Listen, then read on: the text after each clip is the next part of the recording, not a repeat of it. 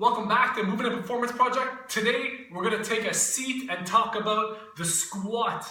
Some things that all of us see often, but not really sure how to identify with it.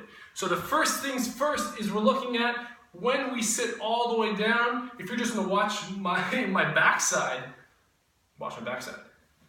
little butt wink. So we get carried away sometimes with training and we want to get it done, or you're just rushing through the workouts or tired or whatever it may be. That butt winks. This is not the most ideal pattern to load, obviously. So just like a pillar or a beam, a building or a barbell, think of it, or even a foam roller, we can load this pattern directly and it's pretty damn strong. However, if we put a kink in that line, you see this kink right here, and then we load that pattern, guess where it's gonna break, right? So if we load this pattern in the hole at the bottom of the squat, we may end up with some disc issues. That's gonna get pretty gnarly back there. So this is obviously something that we want to avoid. Where do we start? With stability.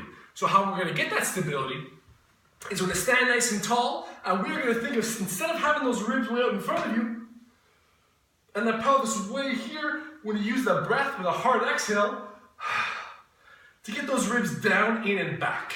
So we can create that pillar. So we can create that solid cylinder.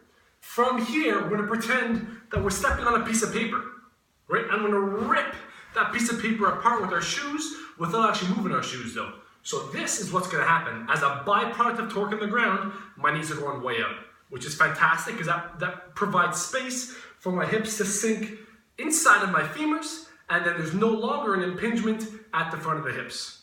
So what's gonna happen here is we're staying nice and tall to the trunk, get those ribs down, in and back.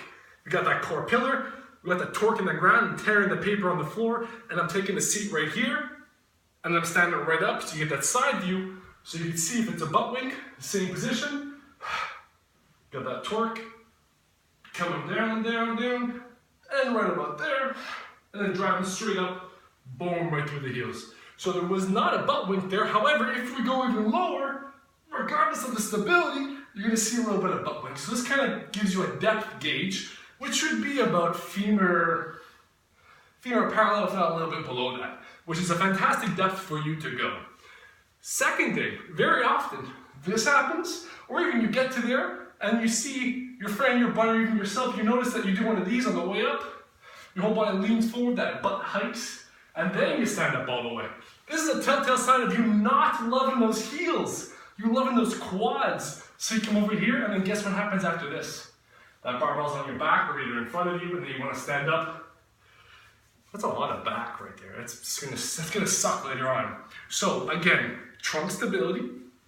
You want to torque that floor, and we're trying to think, feel the heels on the way down. Torque, feel the heels, and then drive it on up, right through the heels. Take home message, what you need to do, lock those ribs down. Maintain that core pillar. Boom. With those ribs down in and back. Torque that floor, take a seat.